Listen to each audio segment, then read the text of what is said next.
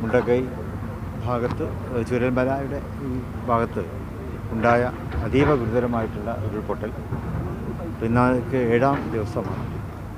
അന്നും ഞങ്ങൾ വന്നിരുന്നു. അതേ അവസരത്തിൽ അതിൻ്റെ ഉത്ഭവസ്ഥാനവും അതുപോലെ അഫക്റ്റഡ് ഏരിയയും സന്ദർശിക്കാൻ പറ്റിയിരുന്നില്ല. അന്നത്തെ കാലാവസ്ഥ ബുദ്ധിമുട്ട് കാരണം. ഇപ്പോൾ ഇന്ന് ഈ തെളിഞ്ഞ കാലാവസ്ഥയിൽ അവിടെ വന്ന് കാണുകയാണ്.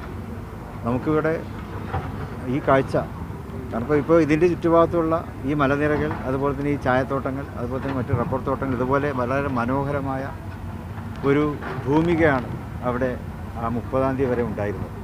ഇന്നിപ്പോൾ കാണുന്നത് അതിനെ വിശേഷിപ്പിക്കാൻ നമുക്ക് വാക്കുകളില്ല. ആ ഉരുൾപൊട്ടതിന് ശേഷം കിലോമീറ്ററുകളോളം അവിടെ ശ്മശാന തുല്യമായ അല്ലെങ്കിൽ നരക തുല്യമായ, അതേ നമുക്ക് വിശേഷിപ്പിക്കാൻ വാക്കുള്ളൂ, ബാക്കി ഒന്നും നമുക്കറിയില്ലല്ലോ. ആ രീതിയിലാണ് അവിടെ ഞങ്ങൾക്ക് കാണുവാൻ കഴിഞ്ഞിട്ടുള്ളത്. എത്രയോ മനുഷ്യർ അതിലൂടെ ഒലിച്ചുപോയി, ജീവഹാനി സംഭവിച്ചു. വീടുകളും മറ്റ് കെട്ടിടങ്ങളും എല്ലാം ഇല്ലാതായി. അപ്പം അങ്ങനെയുള്ളൊരു അവസ്ഥയിൽ വീണ്ടും ജീവിതത്തിലേക്ക് ഈ പ്രദേശത്തുകാരെ തിരിച്ചു കൊണ്ടുവരിക എന്നുള്ളത് മാത്രമാണ് നമുക്ക് ചെയ്യാനുള്ളത്. അതിനുവേണ്ടിയുള്ള പദ്ധതികൾ ആവിഷ്കരിക്കാൻ വേണ്ടിയാണ്.